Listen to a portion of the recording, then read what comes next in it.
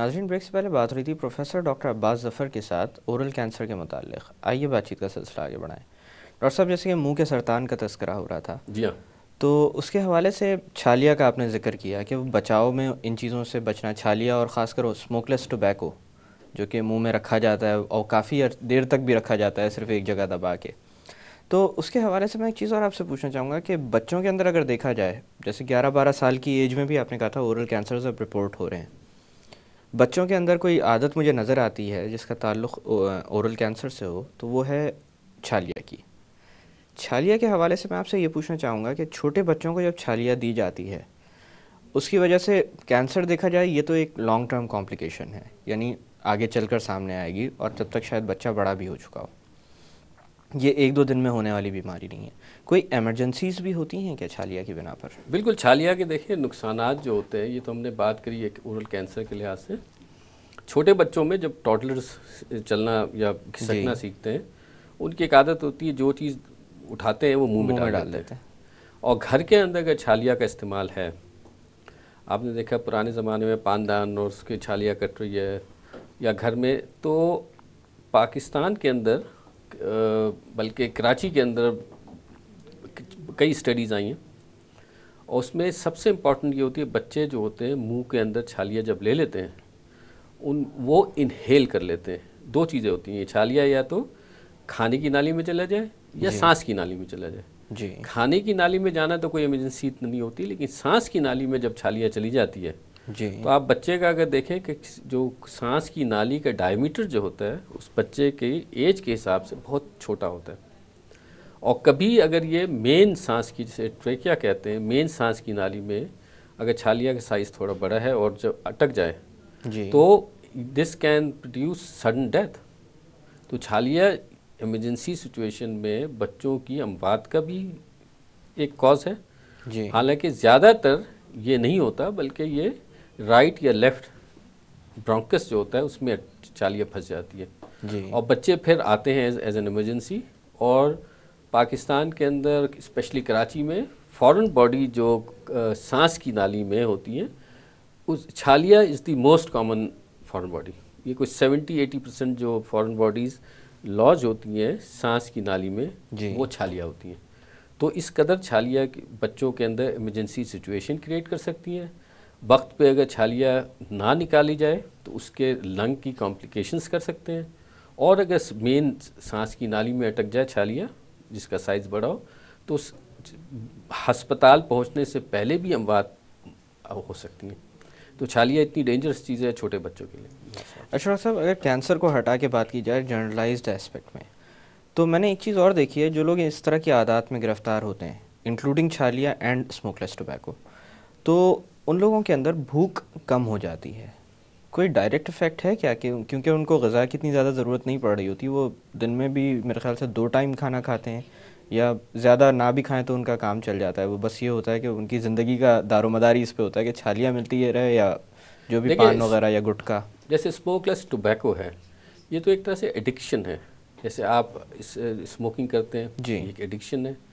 Alcohol is an addiction. इसीलिए smokeless tobacco जो है ये भी एक एडिक्शन है, क्योंकि उसकी जो इफ़ेक्ट होता है जो टोबैको का, वो उसके असरात दिमाग पे भी होते हैं, उसके विड्रॉल सिम्टम्स भी होते हैं। तो आदमी जो होता है ये tobacco use becomes an addiction. इसी तरह इसके साथ और क्या क्या चीज़ें कार्सिनोजेंस होती हैं वो हमें पता नहीं। जो भूख ना लगने का बड़ा, मैं जैसे पहले मैंने कहा था, छालिया या टोबैको अगर आप बार बार मुंह के अंदर लें, एक तो टेस्ट आपका नहीं रहता। जी, दूसरा ये होता है कि आपके मुंह के अंदर जनरली मिकोज़ा पे इतना इफ़ेक्ट होता है, छाले, बर्निंग सेंसेशन, और आप कोई सा भी सालन या कोई सा लें जिसमें हल्की सी भी मिर्च हो तो आपको लगता है, ज़्यादा लगने तो आप लगता है। खा नहीं सकते। टेस्ट नहीं डेवलप होता आपका। तो ये तमाम चीज़ें, मुंह बाद में खुलता नहीं है प्रॉपर खाने में। तो ये तमाम वजूहत होती है कि आदमी को खाने से रग़बत कम हो सकती ख़त्म है। हो जाती है। अच्छा डॉक्टर साहब, अगर बात की जाए इलाज की, तो इलाज के क्या तरीक़ाकार होते हैं, कौन कौन सी टेक्निक्स अपनाई जाती हैं? बिल्कुल, देखिए इलाज किसी भी कैंसर के 3 किस्म के होते हैं, मेरे ख्याल है। जी, बड़ी एक कॉमन नॉलेज है जो कि लोगों को पता है कि ज़्यादातर लोगों को मालूम है। सर्जरी, जिसे ऑपरेशन करके निकालना कैंसर का। दूसरा होता है जो रेडिएशन थेरेपी, जिसे शुआओं आम लफ्ज़ में कहते हैं, और तीसरा कीमोथेरेपी जो दवाएं कैंसर की दी जाती हैं। हर किस्म के बॉडी के और हर किस्म के टाइप का कैंसर का इलाज डिफरेंट टेलर मेड होता है। जी। मुंह के कैंसर में जनरली स्पीकिंग सर्जरी और रेडिएशन का रोल बहुत ज़्यादा है। लेटली कीमोथेरेपी का भी रोल, डेफिनेटिव रोल मुंह के कैंसर में, स्पेशली ओरोफेरिंक्स कैंसर में, जो मैंने कहा था ओरल कैविटी, मुंह के पीछे के हिस्से के कैंसर में एक रोल वाज़े है कीमोथेरेपी का भी। लेकिन जनरली सर्जरी और रेडिएशन थेरेपी, और मेजॉरिटी जो मरीज़ होते हैं इसमें कंबाइंड मोडेलिटी, जिसमें सर्जरी और रेडिएशन थेरेपी का होना ज़रूरी होता है। कीमोथेरेपी का जो मुतय्यन करते हैं ऑपरेशन के बाद कुछ फैक्टर्स होते हैं जिसमें देखा जाता है अगर वो हैं तो शायद रेडिएशन के साथ कीमोथेरेपी भी ऐड कर दी जाए।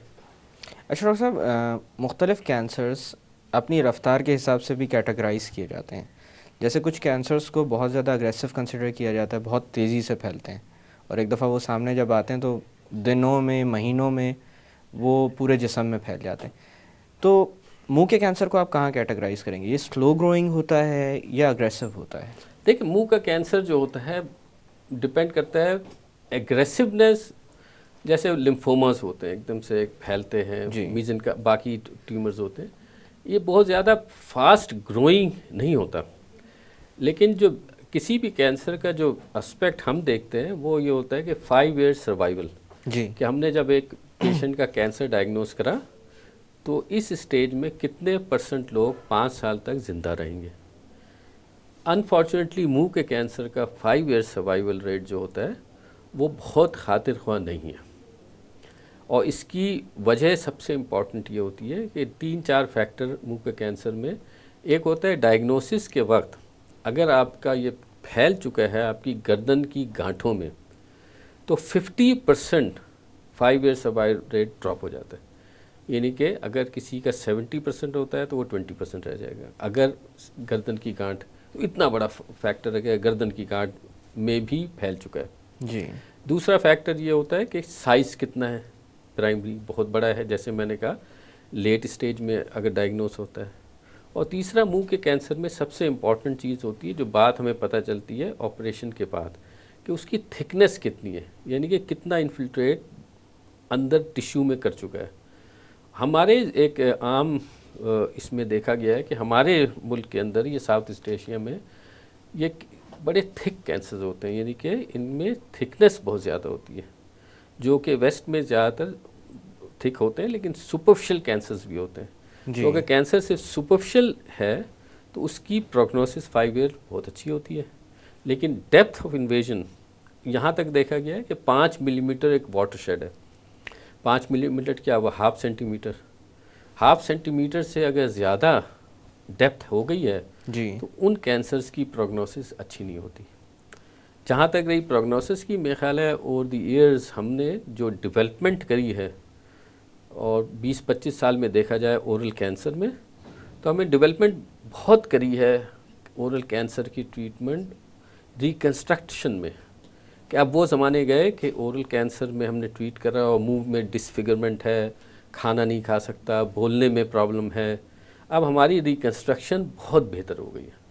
अब आप एडवांस्ड कैंसर में भी, ओरल कैंसर में भी ऑपरेशन और कोई रेडिएशन के साथ मिलकर और रिकन्स्ट्रक्शन के साथ इन लोगों को वापस आप अपने कम्युनिटी में भेज सकते हैं। ये शाय अवे नहीं होंगे अब ये मरीज़ अगर प्रॉपरली इनको रिकन्स्ट्रक्शन, तो इनकी फंक्शन जो है और एस्थेटिक, कॉस्मेटिक, दोनों चीज़ों को बड़ा अच्छी तरह से एडवांसमेंट हुई है। यानी वो तीनों एस्पेक्ट्स जो आपने गिनवाए थे, कॉस्मेटिक हो गया, बोलना और ग़िज़ा, तीनों एस्पेक्ट में बहुत नुकसान को कम कर दिया गया पिछले 20-25 सालों में।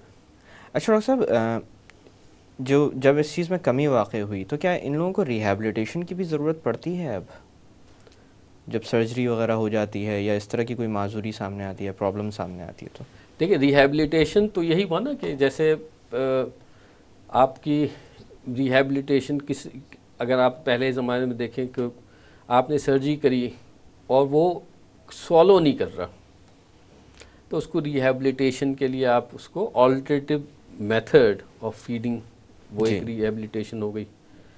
फिर रिहेबिलिटेशन इस तरह हो सकती है कि उसकी स्पीच का कोई प्रॉब्लम है, या रिहेबिलिटेशन या दूसरी चीज़ पैलिएशन है, अगर उसको पेन का प्रॉब्लम है तो वो एक पैलिएटिव है।